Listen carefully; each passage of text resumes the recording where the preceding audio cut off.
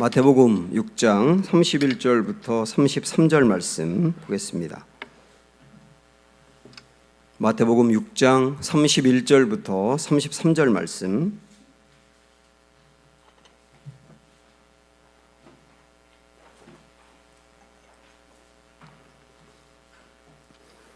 신약성경 8쪽 마태복음 6장 31절부터 33절 우리 다 같이 한 목소리로 읽겠습니다. 그러므로 염려하여 이르기를 무엇을 먹을까 무엇을 마실까 무엇을 입을까 하지 말라. 이는 다 이방인들이 구하는 것이라. 너희 하늘 아버지께서 이 모든 것이 너희에게 있어야 할 줄을 아시느니라. 그런즉 너희는 먼저 그의 나라와 그의 의를 구하라. 그리하면 이 모든 것을 너희에게 더하시리라. 아멘. 자, 우리 주변 둘러보시면서 인사하실까요? 사랑하고 축복합니다 하면서 인사합니다.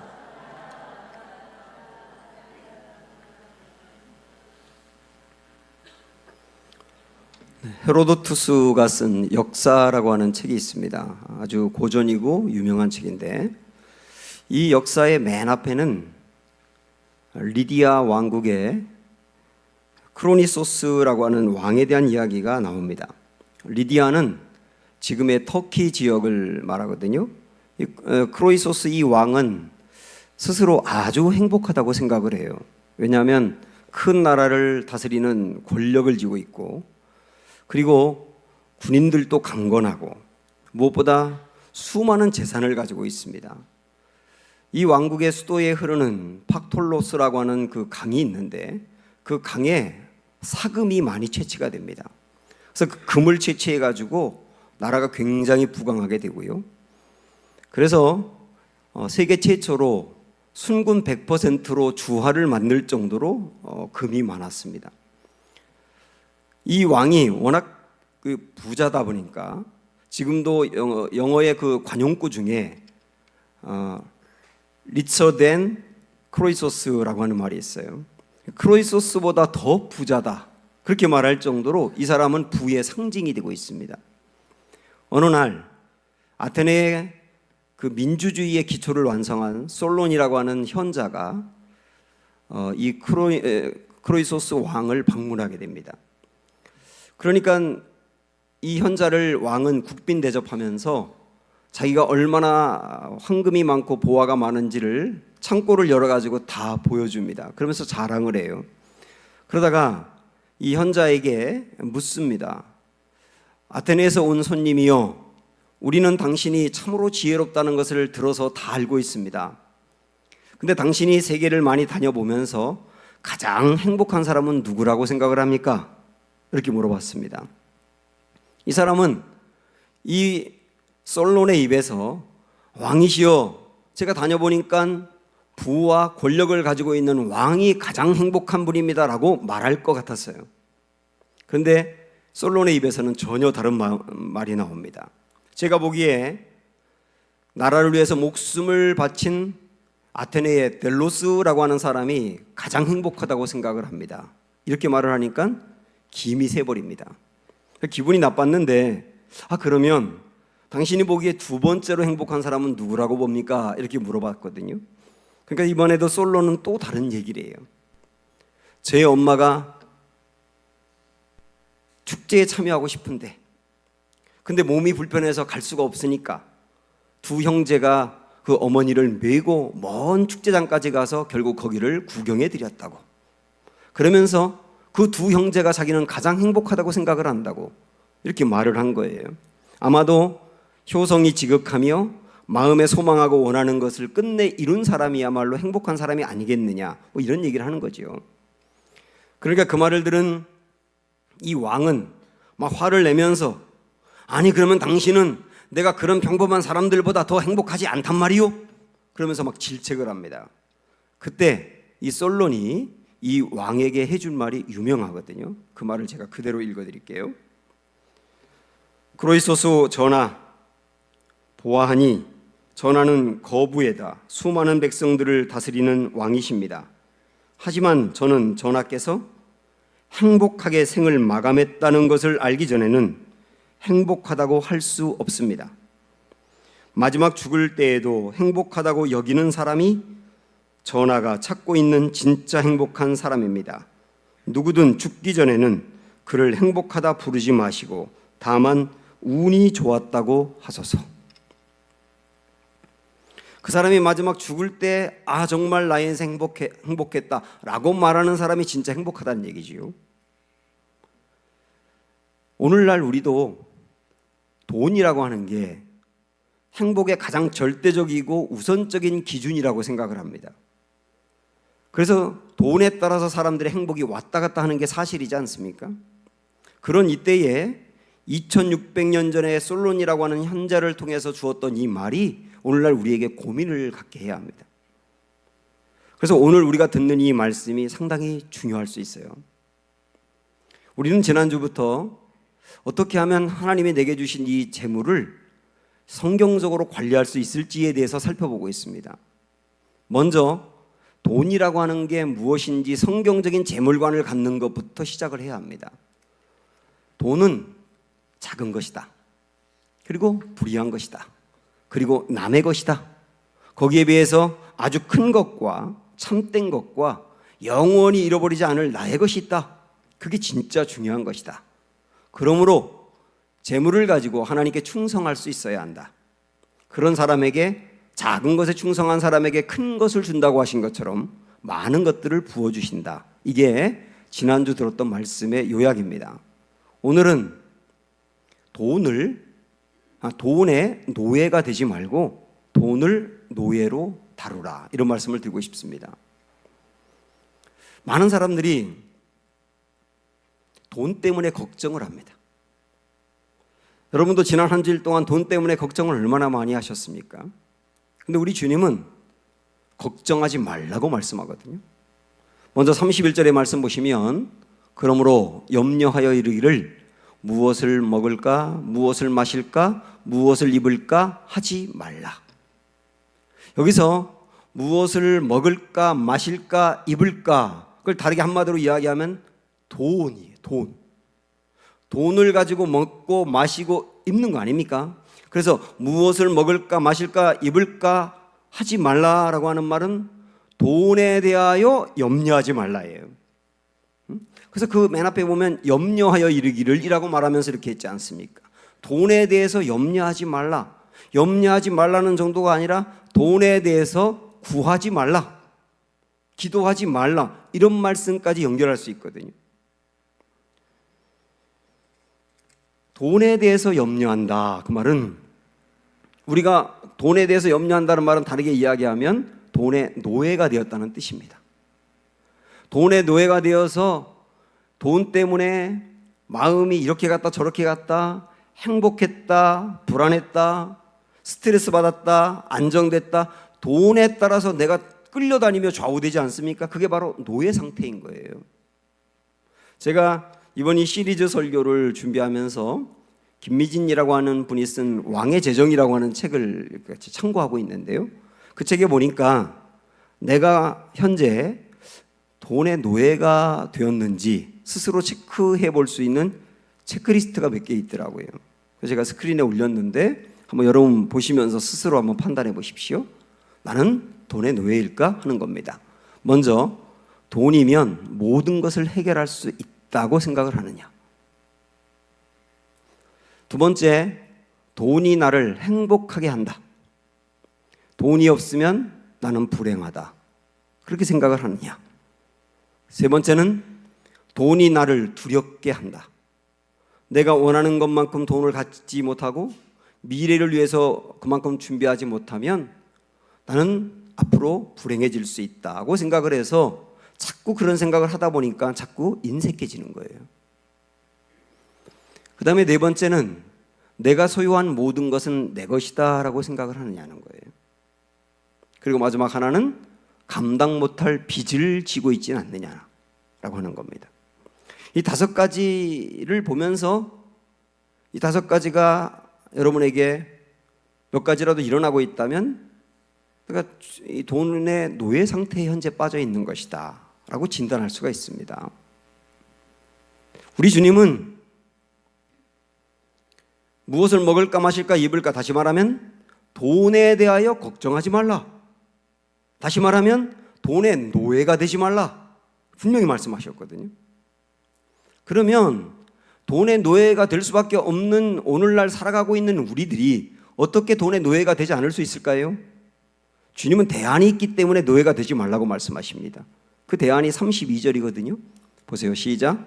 이는 다 이방인들이 구하는 것이라 너희 하늘 아버지께서 이 모든 것이 너희에게 있어야 할 줄을 아시느니라 그랬습니다. 왜 우리가 돈에 대하여 걱정하지 않아도 되느냐면 하나님은 우리에게 필요한 것이 무엇인지 아시기 때문에 그래요. 하나님이 다 아신다고 했지 않습니까? 그런데 다 아신다고 하면서 그 앞에 뭐라고 말했냐면 모든 것이라고 말했어요. 모든 것이, 내게 필요한 것, 어떤 것이 있어야 될지 하나님은 조목조목 다 아신다는 거예요. 그러면서 이 모든 것을 아시는 하나님을 하나님이라고 말하지 않고 하늘 아버지께서라고 말씀했어요. 우리에게 필요한 것이 무엇인지 아시는 분은 나의 아버지라는 거예요. 아버지는 자녀가 무엇이 있어야 될지 알 뿐만 아니라 채워주지 않습니까? 우리 하나님이 하나님이라고 표현한 것이 아니라 하늘 아버지라고 표현한 것을 보면 아버지 되신 분이 우리가 무엇이 필요한지 알고 있다. 그걸 강조하는 겁니다. 그러면서 이 32절의 맨 앞에 보면 이는 다 이방인들이 구하는 것이라 그랬는데요. 이방인들이 구하는 것은 뭐냐면 무엇을 먹을까 마실까 입을까 늘 그걸 염려한다는 겁니다. 이방인들은. 왜 그러냐면 여기서 이방인이라고 하는 말은 다르게 말하면 하나님이 없는 사람이에요. 하나님이 없는 사람은 자기 인생을 자기가 책임져야 됩니다. 자기가 자기 인생을 일구어 나가야 되고 어떤 위험으로부터도 자기 스스로 보호해야 하고 자녀도 내가 책임져야 되고 미래도 내가 책임져야 돼요. 하나님이 없는 사람은 자기가 자기를 책임지려고 한다고요. 그런 사람들은 염려가 없을 수가 없지 않습니까? 그래서 먹는 문제, 마시는 문제, 입는 문제 때문에 밤낮 염려하게 되어 있어요. 그 사람들은. 그런데 주님은 아니, 하나님이 아버지인 사람들이 왜 이방인들처럼 그 먹고 마시고 입는 돈의 문제로 늘 염려에 빠져 있느냐는 겁니다. 그거 우리가 염려할 필요가 없다는 거지요. 여기서 돈에 대해서 염려하지 말라라고 말하는 정도가 아니고 여기서 내가 무엇이 있어야 될지 구하지도 말라라고 하는 말씀하셨거든요. 기도하지도 말라고. 그러면 우리가 살아가는 필요한 문제나 돈이나 이런 것들을 하나님께 달라고 기도하면 잘못된 걸까? 이런 의구심이 생기는 말씀이지 않습니까? 그런데 예수님이 하셨던 주기도문, 우리에게 알려주었던 주기도문을 보면 일용할 양식을 위해서 기도하라 그랬거든요. 그것도 매일. 그러면 주기도문에서는 일용할 양식인 돈을 위해서 매일 기도하라고 하고 이 말씀에서는 구하지 말라고 하면 뭔가 이 두 말씀이 상충되는 거 아닙니까? 이거 우리가 어떻게 이해해야 할까요? 종합적으로 보면 매일매일 내게 필요한 물질을 위하여 돈을 위하여 기도하셔야 됩니다. 그럼 여기서 왜 이렇게 구하지 말라고 말씀했느냐면 아버지 되시는 하나님께서 자녀인 우리에게 무엇이 있어야 될지를 분명히 알고 있고요. 그 다음에 알고 있는 정도가 아니라 아버지로서 채워줄 수 있는 능력이 있으니까 구하지 않아도 내가 채워진다는 걸 강조하기 위해서, 하나님이 분명히 채워진다는 것을 강조하기 위해서 구할 필요도 없다고 이 부분에서 말씀하신 거예요. 그러니까 우리는 이 말씀을 보면서 그거 기도하면 안 돼 이렇게 받아들일 게 아니라 하나님이 자녀를 책임진다고 너무나 명백하게 말씀하셨네 이렇게 받아들이셔야 된다고요. 그러면 정말 하나님은 우리의 쓰고 필요한 것들을 채워주실 수 있을까요? 그래서 우리 주님은 오늘 우리가 본 이 본문의 말씀 앞에서 분명히 채워준다는 것을 세 가지 예로 들고 있습니다. 26절의 맨 앞에 보면, 자 읽어보세요. 공중의 새를 보라. 심지도 않고 거두지도 않고 창고에 모아들이지도 아니하되 너희 하늘 아버지께서 기르시나니 너희는 이것들보다 귀하지 아니하냐 말씀하십니다. 공중에 날아다니는 새를 보세요. 그 새를 누가 모이를 주는 것도 아닌데 그 공중에 날아다니는 참새들은 포동포동 살이 쪘단 말이죠. 굶어서 죽는 참새가 없어요. 왜 그러냐? 하나님이 그 참새들을 지었기 때문에 먹이신다는 겁니다. 어떻게 해서든지. 두 번째 28절 보면 또 너희가 어찌 의복을 위하여 염려하느냐? 들의 백화파가 어떻게 자라는가 생각하여 보라. 수고도 아니하고 길쌈도 아니한다. 들에 피어있는 꽃들을 보세요. 그 꽃들은 자기들이 스스로 옷을 입기 위해서 수고하는 것도 아니고 옷감을 만들어내는 것도 아닌데 사시사철 아름다운 색깔로 입고 있지 않습니까? 누가 그렇게 하시나요? 하나님이 입히신다고요. 30절 보면 세 번째, 오늘 있다가 내일 아궁이에 던져지는 들풀도 하나님이 이렇게 입히시거든 그랬습니다. 들풀. 근데 이 들풀은 어떤 풀이냐? 오늘 있다가 내일 아궁이에 던져진대요. 오늘 있다가 내일 아궁이에 던져진다는 말은 정말 쓸모없다는 뜻입니다. 정말 쓸모없는 들풀도 하나님이 입히신다. 그러니까 이 세 가지 공중의 새라든지 꽃이라든지 들풀, 이것은 말이죠, 하나님을 아버지라고 부르지 않아요. 그러니까 하나님이 그것들의 아버지는 아닙니다. 그러나 우리에겐 하나님이 아버지지 않습니까? 하나님은 자녀가 아닌 새라든지 풀이라든지 꽃까지도 먹이고 입히시는데 자녀인 우리를 그냥 둘까 보냐? 이렇게 말씀하시는 거죠. 그래서 30절 이 말씀에 중요한 게 하물며입니다. 하물며. 아니 공중의 새도 먹이시는데 하물며 자녀 안 먹이시겠어? 들의 꽃도 먹이시는데 자녀를 그냥 두겠어? 아니 꽃도 풀도 하나님이 잘 입혀주시는데 보기에 심히 좋았더라라고 말한 우리들, 너는 내 자녀야 라고 말한 우리들을 그냥 두겠느냐?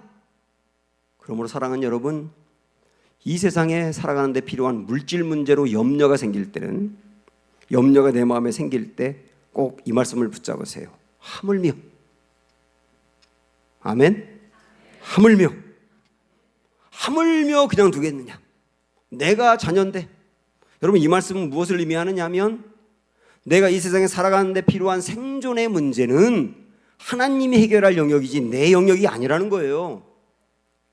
내가 먹고 살고 이 세상 살아가는 것은 아버지가 책임질 문제지 우리 문제가 아니라는 거예요.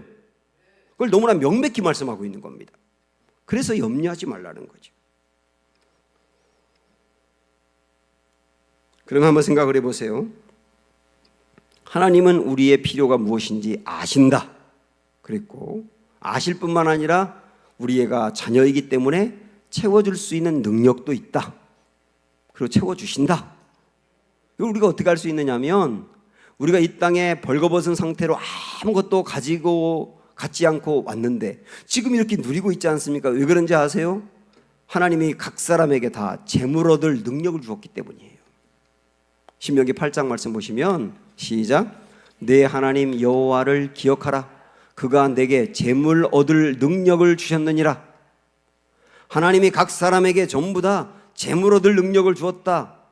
그렇게 말씀하고 있지 않습니까? 그래서 우리가 지금 이렇게 살아가고 있다. 우리 주님이 그거를 책임지고 있는 걸 보여주고 있는 거 아닙니까? 그래서 정리하면 우리가 첫 번째 본 것은 뭐냐면 돈에 대해서 염려하지 말라. 그 말은 돈의 노예가 되지 말라. 두 번째, 돈의 노예가 되지 않을 수 있는 근거, 하나님이 모든 것의 주인이 되신다. 하나님이 돈의 주인도 되는데 왜 우리가 돈에 끌려다니느냐? 여기까지 지금 말씀드렸어요. 근데 오늘 말씀은 그 다음에 여기서 끝나지 않고 하나 더 나갑니다. 돈의 노예가 되지 않는 것으로 끝나는 것이 아니고 그 다음은 돈을 노예로 다루라는 거예요. 33절 볼까요? 시작. 그런즉 너희는 먼저 그의 나라와 그의 의를 구하라. 그리하면 이 모든 것을 너희에게 더하시리라. 여기에 그의 나라와 그의 의라고 나와 있는데요, 그의 나라와 그의 의는 다르게 말하면 하나님이 기뻐하는 것, 재물의 주인이신 하나님이 원하는 것이라고 볼 수가 있습니다. 그러니까 하나님이 기뻐하고 하나님이 원하시는 것을 먼저 구하라. 그리고 그것을 위하여 하나님이 그런 마음을 주면 그런 것에 내 물질을 흘려보내라, 그런 얘기예요. 어려운 사람이 있느냐? 그 어려운 사람을 볼 때 하나님이 그를 돕고 싶다는 마음을 주었느냐? 흘려보내라. 그게 하나님 나라와 의를 구하라는 거예요. 외국에서 복음을 전하며 고생하며 헌신하는 선교사님들을 보면서 뭔가 내가 그들에게 물질을 흘려보내고 기도를 흘려보내야 되겠다는 마음을 하나님이 주신다면 그들에게 보내라. 그게 하나님 나라와 의를 구하는 거다. 대학교를 다니고 싶은 학생이 있는데 돈이 없어 다니지 못할 때 그를 보면서 내 물질의 일부를 그에게 도와주어서 학교를 다니게 해야 되겠다는 마음을 주셨느냐? 그러면 흘려보내라. 그게 하나님 나라와 그 의를 구하는 거다. 사람을 살리고 세우는 일을 위하여 하나님의 소중한 물질을 쓰라고 하시는가? 그러면 써라. 그게 하나님 나라와 의를 구하는 거다. 이렇게 말씀하신 거거든요. 이것이 바로 나에게 있는 이 물질을 하나님이 기뻐하는 것으로 내가 핸들링해서 쓰는 거예요. 이전에는 물질이 나를 끌고 다녔거든요. 그러니까 내가 노예였잖아요. 이제는 내가 물질을 끌고 다니며 가치 있는 대로 쓰는 거예요. 그게 노예로 다루는 거 아닙니까? 그러면 그렇게 할 때 하나님의 약속이 뭐냐면 먼저 그의 나라와 그의 의를 구하라. 그리하면 이 모든 것을 너희에게 더하시리라 그랬어요. 그래서 이 모든 것이라고 하는 말은 앞에서 아까 나왔던 먹고 마시고 입는 모든 물질, 그걸 하나님이 채워주신다는 정도가 아니고 더하신다 그랬어요. 더하신다는 이 말을 오리겐이라고 하는 사람은 뭐라고 해석을 했냐면, 너희가 하늘의 것을 추구하라. 그러면 덤으로 땅의 것도 주실 것이다. 그렇게 말씀하셨어요. 그러니까 하나님이 기뻐하는 곳에 돈을 먼저 쓰는 사람에게 하나님은 쓴 것과 비교할 수 없을 정도로 채우신다는 말씀이 되는 거예요. 이게 더하신다라고 하는 뜻입니다. 이게 바로 하나님이 일하시는 방식입니다. 우리 예수님이 하셨던 비유 중에 씨 뿌리는 비유가 있지 않습니까? 이 씨가 길가에 뿌려지기도 하고 돌밭에 뿌려지기도 하고 가시덤불에 뿌려졌는데 그때는 열매를 거두지 못했다. 그런데 좋은 땅, 옥토에 뿌려졌더니 열매를 많이 맺더라, 그 얘기지요. 알고 있지만 우리 마가복음 4장 말씀 볼까요? 시작. 더러는 좋은 땅에 떨어짐에 자라 무성하여 결실하였으니 30배나 60배나 100배가 되었느니라. 씨가 좋은 땅에 떨어지게 되면 30배나 60배나 100배의 소출을 거두는 거예요. 이 말씀 보면 딱 어떤 생각이 나느냐면, 최소 30배구나. 정말 좋은 땅에 뿌려지게 되면 최소 30배구나. 그러면 여기서 좋은 땅이 무엇을 의미할까요? 좋은 땅은 누가복음 말씀을 보면 이런 사람을 말합니다. 올려보세요. 시작. 좋은 땅에 있다는 것은 착하고 좋은 마음으로 말씀을 듣고 지키어 인내로 결실하는 자니라. 좋은 땅이 누군지 분명히 나와 있지 않습니까? 좋은 땅이 누굽니까? 말씀을 들을 때 착한 마음으로 그 말씀을 받아요. 말씀을 마음으로 받아요. 그리고 그 말씀대로 지킵니다. 때로는 그 말씀대로 지키는 것이 어려워요. 그러나 인내하면서 끝내 결실을 맺는 사람이라는 거예요. 자, 그렇다고 한다면 오늘의 이 말씀을, 여기에 있는 이 말씀을 오늘 말씀하고 연관을 한다면, 먼저 그의 나라와 그의 의를 구하라 하는 이 하나님의 말씀을 여러분들께서 좋은 땅에 되어서 마음으로 받으시기를 축복합니다. 그리고 그 말씀대로 지키시기를 축원합니다. 그때 어려움이 올 수도 있지만 인내하세요. 그때 열매를 맺는다고 했어요. 최소 30배. 이게 주님의 약속입니다. 그러므로 사랑하는 여러분, 돈이 나의 행동을 결정하게 하지 마십시오. 그렇게 되면 나는 돈의 노예가 됩니다. 내가 돈의 흐름을 좌우하십시오. 그때 나는 돈을 노예로 다루게 됩니다. 하나님이 기뻐하는 곳, 그곳에 이 돈을 흘려보내는 것이 바로 돈을 노예로 다루는 것이라고 말씀했어요. 하나님은 사람을 만드시고 모든 땅을 다스리라 그랬는데요, 이 세상의 모든 것을 다스릴 수 있는 권세를 사람에게 주었는데 그 모든 것 안에는 물질도 들어가는 겁니다. 다 다스리라 그랬는데 물질만 빼고 다스리라고 했을 리가 없지 않습니까? 그러므로 돈을 노예로 다루는 것은 하나님의 뜻이고 우리에게 준 사명입니다. 돈이라고 하는 것을 보물로 여기게 되면 노예가 되는데 목적을 이룰 도구로 여기게 되면 가치가 있는 거예요.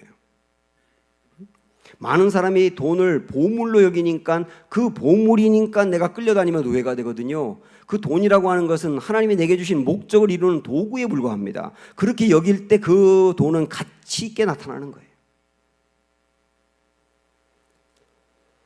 돈을 노예로 다루라.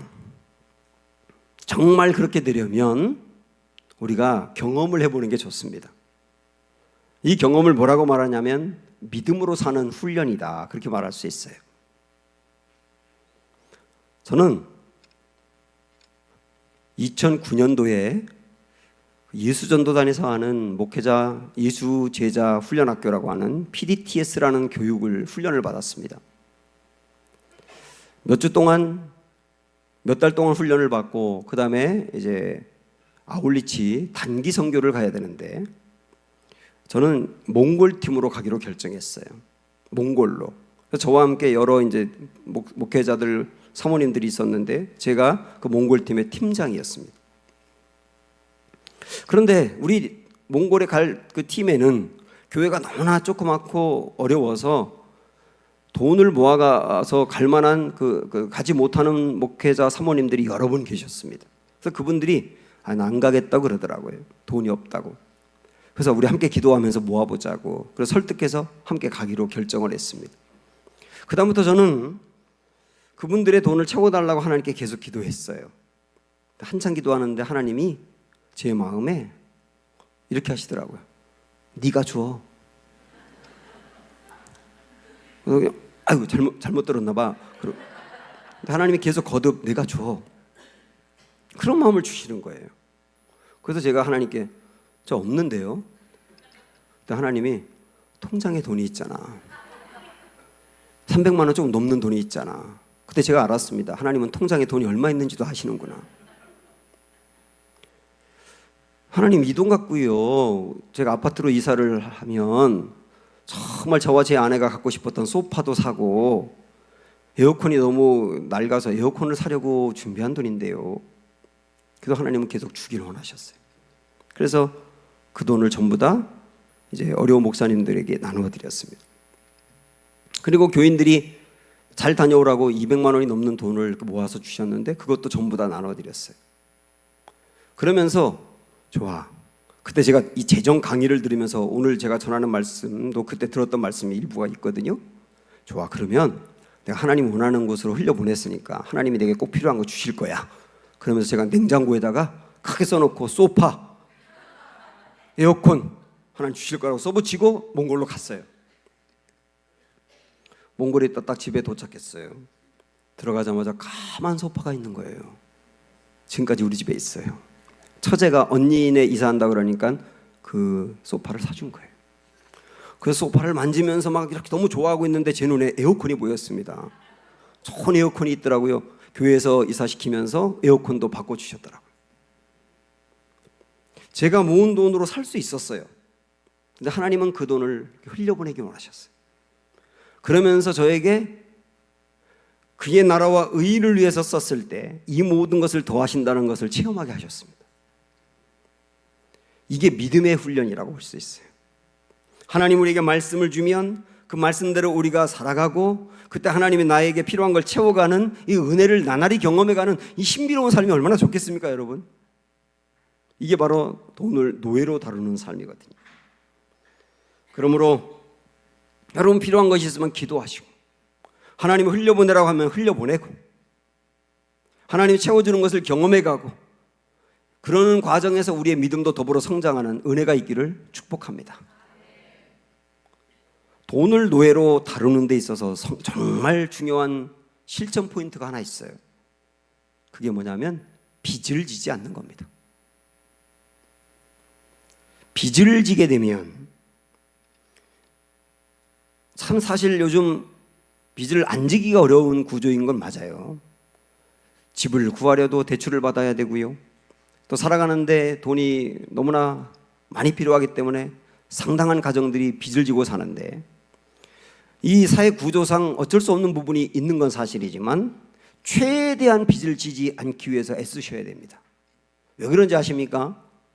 빚을 지면 빚을 지는 순간 돈의 노예가 됩니다. 그 진 빚 때문에 끌려다니게 돼 있어요. 월급을 받아도 나를 위해 쓸 수가 없고요. 그 빚이 끄는 대로 끌려갈 수밖에 없어요. 그래서 빚을 지지 말라고 성경에서도 말씀하는 겁니다. 자, 우리 말씀 한번 볼까요? 시작. 부자는 가난한 자를 주관하고 빚진 자는 채주의 종이 되느니라. 그렇습니다. 빚을 지고 나면 채주의 종이 되어서 끌려다니게 돼 있단 말이에요. 어떤 형제가 대학교를 다닐 때 선교사가 되어야 되겠다 하는 부름을 받았어요. 그래서 자기의 목표는 선교사가 되는 거였습니다. 그런데 집이 어려워서 등록금, 학자금 대출을 받고 그 다음에 또 이것저것 필요하니까 마이너스 통장을 쓴 거예요. 그래서 졸업을 하고 나니까 빚이 5천만 원이 있는 거예요. 이 5천만 원을 갚아야지 선교사로 가지 않습니까? 그래서 직장에 들어가서 열심히 모아가지고 이 빚을 갚으려고 1,000만 원을 모아서 갚으려고 하는데 전세금을 올려달라 그래요. 당장 그걸 올려달라고 하니까 줘야 되지 않습니까? 그래서 일단 전세금으로 보태면서 빚을 갚지 못했어요. 또 열심히 모아가지고 1,000만 원을 모아서 갚으려고 했더니 동생이 시집간대요. 또 1,000만 원을 모았는데 어머니가 큰 수술을 받아야 된대요. 그러고 봤더니 10년이 지났습니다. 5천만 원의 빚은 한 푼도 더 이상 갚지 못했어요. 그때 이 형제가 뭐라고 말을 하느냐면, 내가 하나님의 종이 아니라 만몬의 종으로 10년을 살았다. 이 빚이 나를 끌고 다녀서 하나님이 부르신 길에도 가지 못하고, 그렇다고 다 갚지도 못하고 그냥 그렇게 계속 세월만 가고 있다는 거예요. 빚이라고 하는 게 이렇게 무서운 겁니다. 여러분도 경험해 보셨잖아요. 그래서 기왕에 우리가 이 말씀을 보면서 좀 구체적으로 빚을 지면 안 된다는 말씀을 가지고 우리가 5가지 구체적으로 실천할 것을 여러분과 다 같이 결심하셨으면 좋겠어요. 첫째, 돈은 있는 것만큼 쓴다고 결심하셔야 됩니다. 300만 원을 버는 집이 있다고 하면 300만 원만 쓰셔야 돼요. 아이들을 가르치더라도 빚을 내서 과외까지 시킬 건 아닙니다. 여러분이 교회를 위해서 쓰고 헌금하더라도 빚을 내면서까지 할 필요는 없어요. 있는 것 안에서 쓰셔야 돼요. 300만 원을 갖고 있는 사람이 300만 원 안에서 써야 1,000만 원을 가져도 1,000만 원 안에서 쓰고, 억이 있어도 억 안에서 쓰는 거예요. 그래서 이런 말이 있더라고요. 내게 있는 것 이상으로 쓰는 게 교만이고, 내게 있는 것보다 너무 적게 쓰는 게 인색함이고, 있는 것만큼 쓰는 게 겸손이다. 겸손은 자기 분수를 아는 것이다, 그 얘기예요. 그래서 있는 것만큼 쓴다는 결심을 저와 여러분이 하셔야 됩니다. 두 번째, 지출의 한계를 정하셔야 됩니다. 내가 한 달에 이만큼만 쓰겠다, 생활비로 이만큼만 쓰겠다, 이런 어떤 한계를 스스로 정하시는 게 좋습니다. 어떤 사람은 음악을 너무 좋아해서 오디오 같은 거를 굉장히 비싼 걸 주고 사더라고요. 돈을 주고. 그리고 그 다음에 그 빚을 갚느라고 고생을 합니다. 어떤 사람은 기계를 너무 좋아해가지고 새로운 핸드폰이라든지 이런 기계가 나오면 그냥 다 사드립니다. 그러면서 빚 갚느라고 어려워요. 어떤 사람은 자전거를 좋아하는 사람은 그냥 계속 비싼 자전거를 사면서 그걸 갚느라고 허덕입니다. 지출의 한계를 정하시는 게 좋습니다. 한 달에 이만큼만 쓰겠다, 그 이상은 절대 쓰지 않겠다, 그 한계를 부부가 함께 현재 우리 가정의 수입이 이만큼이니까 이만큼을 쓰는 거야, 이런 거를 계획하고 쓰시는 건 굉장히 중요합니다. 세 번째, 보증은 절대 서지 않겠다고 결심하셔야 합니다. 성경에도 보증을 서지 말라고 했거든요. 보세요. 너는 사람과 더불어 손을 잡지 말며 남의 빚에 보증을 서지 말라. 만일 갚을 것이 내게 없으면 내 누운 침상도 빼앗길 것이라. 내가 어찌 그리하겠느냐. 보증을 섰다가 그 사람이 못 갚고 내가 갚게 되면 내가 자고 있는 침대까지 홀랑 가져갈 수가 있어요. 그리고 평생을 못 갚는 사람도 있습니다. 그러면 보증을 서가지고 빚을 지는 순간 계속 돈의 노예가 될 수밖에 없습니다. 성경에서 하지 말라니까요. 차라리 주려면 주고 아니면 보증 서지 마라. 네 번째, 빚이 있다면 최대한 빨리 갚으라. 왜 그런지 아세요? 빚을 갚는 것은 주인을 바꾸는 일입니다. 빚이 있을 때는 돈의 노예였는데 빚을 갚고 나면 돈의 노예에서 주님의 노예로 바뀌기 때문에 주인이 바뀌는 일이라니까요. 이게 얼마나 중요합니까? 그래서 빚은 최대한 빨리 갚으세요. 마지막 하나 더 추가로 말씀드리면 마이너스 통장은 쓰지 않는다. 그 카드를 무분별하게 쓴다면 잘라버려라. 여러분이 스스로 못 자르면 아내한테 가위 갖다 주고 잘라달라 하세요. 그래서 우리가 돈의 노예 상태가 아니라 돈을 노예로 다루는, 그래서 정말 물질 갖고 선한 데 쓰면서 가치 있는 일을 이루어 나가는, 그것이 주님의 뜻이라는 걸 마음에 아시면서 오늘 말씀이 여러분 삶에 적용되기를 축복합니다. 우리 함께 찬양할까요? 내가 주인 삼은 모든 건 내려놓고.